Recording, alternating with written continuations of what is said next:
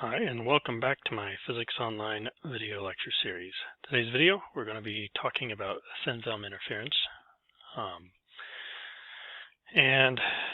Basically, we're going to be looking at a few different effects of thin film interference.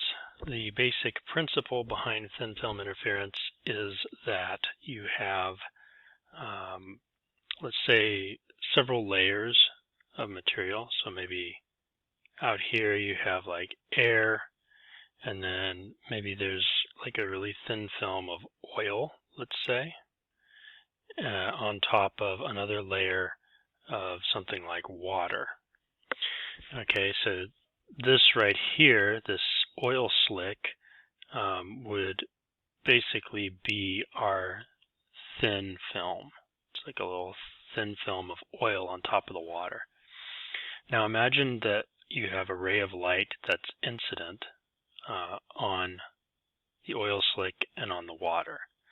Well, some of that light is going to reflect off of the oil slick surface with the air, and then some more of that should reflect off of the water's surface with the oil. And then last but not least, some of the light will just simply transmit all the way through. Now, I've drawn this at normal incidence, and I've kind of drawn these reflection arrows as being offset just so that you can see them. In principle, they could be non-normal incidence as well. Let's say that the thickness of our oil slick here is given by T. We could ask, how much phase difference is there between the reflected light here from the surface of the oil and the reflected light from the surface of the water? Phase difference, we could call that delta phi once again, between these two reflections. Let's call this one right here 1 and this one right here 2. So delta phi between 1 and 2 must be 2 times the thickness. Agreed. We go through air, through the oil slick, we hit, and we come back. So we've gone through the thickness once, we've gone through the thickness twice. So 2 times the thickness times, of course, your 2 pi over lambda. Okay? And there also, for this particular set of interfaces, refractive indices wise, this is higher than air for oil. Water might be higher than the oil, and that means that you're picking up additional phase shifts of pi at each of these two interfaces. But since you've done it at each interface, we don't include that in this total phase difference. Now, going back to our discussion previously of interference, you know that if delta phi is equal to pi or 3 pi or 5 pi, etc., that these two are exactly out of phase with each other, and that means then you'll have a dark, you'd have the equivalent of like a dark fringe. And essentially what that means is that at that particular wavelength, no light should be reflected from this pair of surfaces. Basically, you end up getting a null reflection. Okay, and then on the other hand, if delta phi 1, 2 is 2 pi, 4 pi, 6 pi, etc., then you get a bright fringe. That basically means you get a lot of light reflected from the pair of surfaces. It need not be all the light, but it does mean that you'll get more light than any other phase shift would give you. So you get what amounts to a bright fringe. Okay. And then the other thing is that this right here, we actually need to include an additional factor, which is that the oil slick has some refractive index in, which I'm going to include here. Now, refractive index is not something that I'm going to explain in this set of lectures. We'll talk about it a bit more in the geometric optics lectures, As a brief explanation of what it is, simple explanation for most materials, it's giving you the ratio of speed of light in vacuum versus speed of light in material. And so basically the larger n is, the slower light is moving in that material. And essentially for our purposes here, why it matters is that if, let's say we have different values for n, maybe we have a value in air, in oil, and in water. So if in air is less than in oil, then you pick up an extra pi phase shift on reflection from the oil into the air. And then again, if in oil is less than in water, then the same statement is true for this interface. Okay, so that's kind of like the basis of thin film reflection. Where it usually ends up kind of appearing, you have kind of two things. One is what would happen if instead of normal incidence, we have some sort of non-normal incidence. So I'm just kind of drawing these a little bit exaggerated so that I have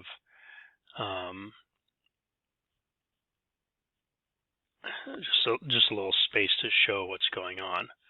So let's say that I have incident array of light like this, and really you have like a beam of light like this. That's incident. Okay, so there's going to be reflected from each of these incidents, and then there's also going to be maybe a little bit of bending of the rays at the interface, maybe like this, for example. And then you get an additional reflection of each of these rays like so. And then there's a further bending of it as you go into the interface for water. And I maybe have like exaggerated how much bending there is, but that's basically what you got going on. Now notice that these two rays right here, and for that matter, these two rays right here, they're kind of on top of each other, if you'd like to think of it like that. They're superposed with each other. And that means that they should be interfering with each other. And so again, this principle that we outlined here applies to these rays. But let's say that you're illuminating with like white light. Then these rays will overlap, but for some particular color of the white light, they overlap in such a way that you get maximum constructive interference, and for another color, you maybe get maximum destructive interference. And so whatever you get the maximum constructive interference for, that's what color you'll see for that ray of light, essentially. And so when you look at a film, like a soap film, you can look at it and it has all the different colors right at the film of the soap. It's because different angles on the soap are giving you different wavelengths that give you constructive interference. And so whatever you got the most constructive interference for, that's what color that part happens to be. So as an example, let's consider this. Let's say that we have a soap bubble, and we're looking at it kind of right edge on, and what we see is blue at that particular point. So, maybe our soap bubble looked at very closely might be more or less like this. And essentially what we have is blue light coming in, reflecting to the eye, going in, reflecting to the eye.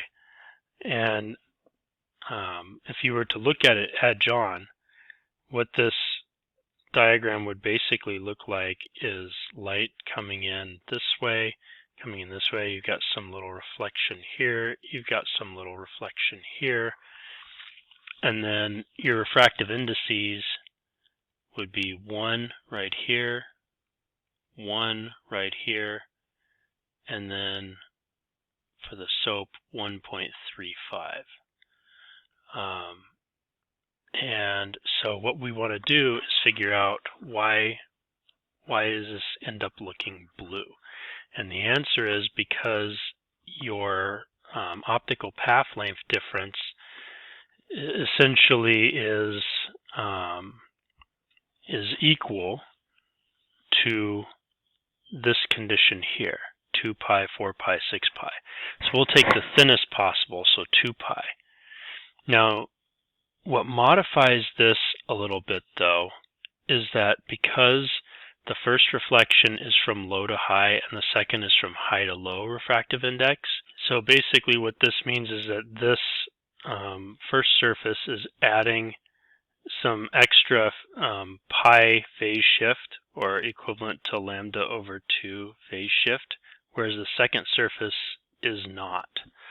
And so that means that we're looking for when is blue light at a maximum.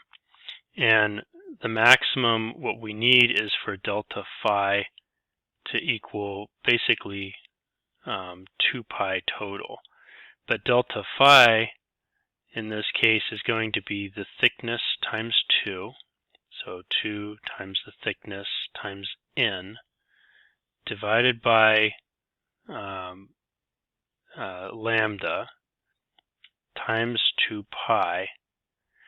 And because of this surface here, we kind of have an additional like minus pi from all of this. Now notice that I have a pi term for each of these variables. So I can sort of like cancel out the pi, the pi, and the pi. And so what I'm left with is I've got 2 here, I've got minus 1 here. If I add the 1 to both sides, I end up with 2t n. Oops, sorry, this should be plus pi. So 2t n times 2, so that's 4t n over lambda is equal to 1. So my thickness should be lambda divided by 4 times the refractive index. And so basically I can go and plug the numbers into my calculator that I've pulled for these. And what that's going to give me, I'm going to pull this up a little bit to give myself a little space to write down here. What that's going to give me is thickness is equal to 420 nanometers divided by 4 times, and then n was 1.35. And so if I plug those into my calculator, what I get is about 77.8 nanometers. All right. Now, I mentioned at the before doing this example and discussing this part of it that there is an application to thin films besides just explaining why you see different colors. That application is basically the anti-reflection coating. So a lot of fancy optics and maybe like nice cameras, that kind of thing, you'll see kind of a little gleam or sheen because there's a thin film coating the optics, the lenses. And the goal of the anti-reflection coating, sometimes anti-reflection coating is to make it so that light at certain wavelengths doesn't reflect from the surface. And so the idea is you have basically like your thin film coating your lens. So there's like a thin film here, and then there's like the lens itself. So lens, and this is the coating. And so again, you have light that's normally incident like this. And in principle, you could have some reflection from this surface, and you could also have some reflection from this surface. But again, you can have those two basically end up sort of nullifying each other, interfering so that you end up with no reflection at that wavelength. So let's do another quick example of how that works. Okay, so again, we're coating a glass optic. Glass has refractive index about 1.5. Maybe we're coating with something with refractive index about 1.4.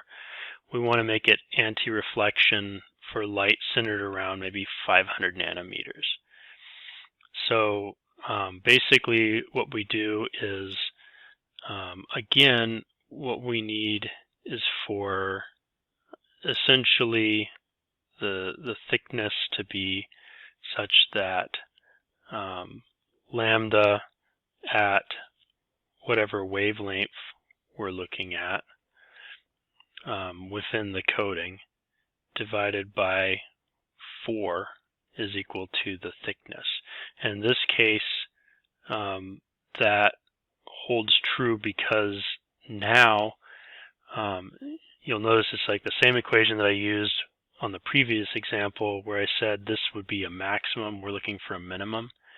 The difference is that on the previous example, you added a half wavelength or a pi phase shift from one reflection. In this one, because of what the refractive indices are, you have A, C, and G. And because they are ordered like this, you actually get that pi over 2 phase shift for both interfaces. So this one right here, lambda over 2, pi phase shift, that's lambda over 2. And then this one also pi phase shift. And so the total phase shift sort of like cancels out in some way. And so this ends up now being a local minimum rather than a local maximum. Okay. This in turn just means lambda over 4n, same as before. Now we have 500 nanometers divided by 4, and specifically, if this is the coating, we need the coating refractive index to solve for the thickness. So again, we plug the thickness into we plug all these numbers into our calculators. So 500 nanometers divided by 4 should be 125 nanometers divided by 1.4, and what you get is 89.285. So let's call that 89.3 nanometer thickness. That's how thick your coating would need to be to get interference minimum or dark spot at 500 nanometers, specifically 500 nanometers here. All right, and that's it for thin films. So now you've seen a couple examples and you've seen an application, so I think that's a pretty good discussion.